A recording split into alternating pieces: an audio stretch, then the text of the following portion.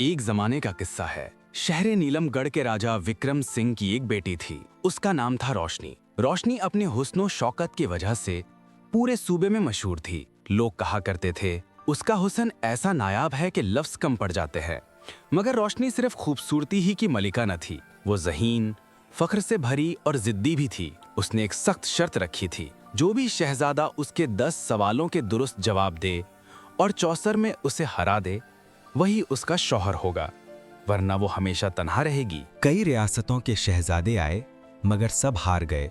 जो हारे वो कैद कर लिए गए, रोशनी के महल में हमेशा के लिए। एक दिन उन्हीं कैदियों में से एक नौजवान शहजादा भाग निकला। बारिश की रात थी, जंगल अंधेरे में डूबा था। शहजादा जख्मी, मट्टी में लथपथ, मगर दिल में इश्क की आग लिए भाग रहा था। उसकी आंखों में दुख, लबों पर फरियाद थी, या रब, या तो मुझे उठा ले या मुझे रोशनी दिखा दे। वो चलता चलता शहरे चांदरा की दहलीज पर पहुंचा। वहां राजा समर खान शिकार के लिए आया हुआ था। समर ने उस जख्मी नौजवान को देखा और उसकी कहानी सुनी। नौजवान ने कहा, मैं रोशनी से मोहब्बत करता हूँ, मगर वो मुझे कैद कर चुकी है।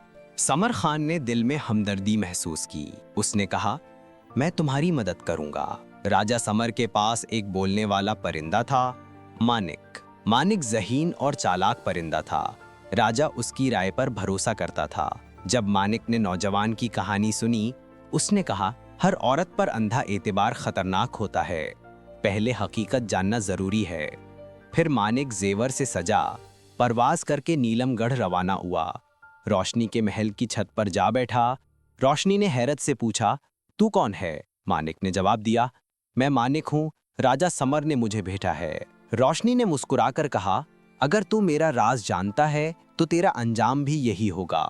मानिक ने चालाकी से कहा, मैं सिर्फ परिंदा नहीं, इल्म का अमानतदार हूँ।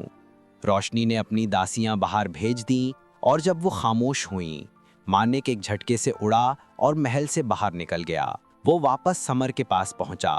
उसने कहा, रोशनी हसीन है, मगर उसका दिल गुरूर से भरा है। राजा समर ने फैसला किया, मैं खुद उससे मिलूंगा। वो नीलमगढ़ की तरफ रवाना हुआ। जब वो महल पहुंचा, रोशनी ने कहा, अगर तुम मेरे 10 सवालों के सही जवाब दे दो और चाउसर में मुझे हरा दो तो मैं तुम्हारी हो जाऊंगी। समर ने कहा, पूछो, मैं तैयार हूँ। सवाल शुरू हुए, मगर ये आम सवाल ना थे। जिंदगी, तकदीर, इंसानियत, भूलने और याद रखने के फलसफे से जुड़े सवाल। समर ने एक एक जवाब में सब्र, इल्म और मोहब्बत की गहराई जाहिर की। रोशनी हर जवाब पर हैरान होती गई। फिर चाउसर का खेल शुरू हुआ। खेल में भी समर जीत गया। रोशनी के चेहरे पर हैरत और खुशी दोनों थीं। उसने कहा, तुमने सबको मात दे दी। मगर समर ने जवाब दिया, अभी फैसला बाकी है।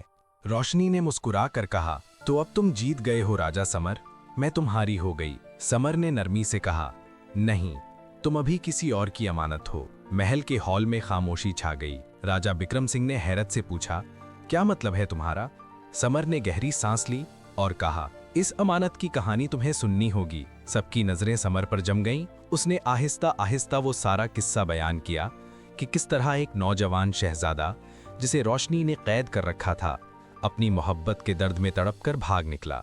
जंगल, बारिश, जख्म और तन्हाई, इस सब ने उसे तोड़ दिया था। समर बोला, मैंने उसे अपने दरबार के करीब पाया, जख्मों से चूर मगर इश्क में पूरा।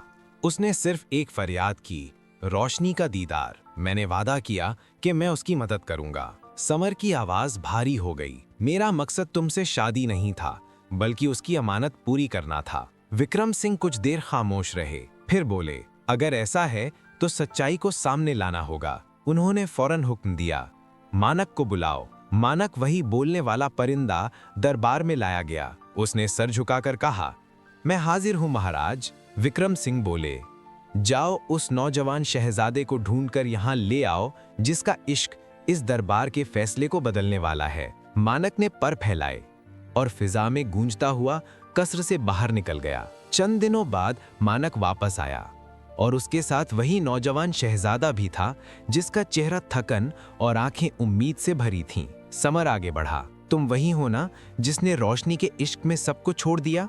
नौजवान ने सर झुकाकर कहा, हाँ, मैं वही हूँ। मैंने अपनी रियासत, अपना ताज सब कुर्बान कर दिया। समर ने कहा, तुमने अपनी मोहब्बत को कैद में बदला मगर दिल में वफा रखी। यही तुम्हारी सबसे बड़ी फतह है। महल में सब खामोश थे। रोशनी के चेहरे पर हैरत और नरमी का रंग आया। उसके गुरूर के नीचे एक नई रोशनी जाग उठी। मोहब्बत अक्ल से नहीं, दिल से देखी जाती है, और दिल तभी धोखा नहीं देता अगर नीयत सच्ची हो। राजा समर के अल्फाज ने महल के सतूनों तक को खामोश कर दिया। सब हैरान थे कि एक बादशाह किसी दूसरे शहजादे की मोहब्बत के लिए खुद पीछे हट सकता है, मगर यही समर की अजमत थी। वो जानता था कि सच्ची मोहब्बत सिर्फ हासिल करने का नाम नहीं, कभी कभी छोड़ देना भी मोहब्बत की सबसे बड़ी जीत होती है। रोशनी, जो कभी गुरूर की मूरत थी, अब खामोश खड़ी थी। उसकी आंखों में पहली बार नरमी थी, ऐसी नरमी जो एहसासे गलती से जन्म लेती हो। उसे लगा जैसे वक्त ने उसे वो सबक सिखा दिया हो जो कोई भी किताब, कोई भी खेल नहीं सिखा सकता। महल के दरवाजे पर सुबह की हल्की किरण पड़ रही थी, चांदी जैसी रोशनी, जैसे कुदरत खुद इस मंजर की गवाह हो। विक्रम सिंह ने दोनों नौजवानों को बुलाकर कहा, मोहब्बत इज्जत के साथ मुकम्मल होती है, और आज मेरी बेटी अपनी पसंद नहीं, अपनी सच्चाई के साथ रुखसत होगी। शादी की रस्म सादगी से अदा की गई। ना बांसुरी बजी, ना निकारे गूंजे, बस फिजा में एक अजीब सी खामोश खुशी थी। समर थोड़े फासले से खड़ा, अपने परिंदे मानक के कंधे पर हाथ रखे मुस्कुरा रहा था।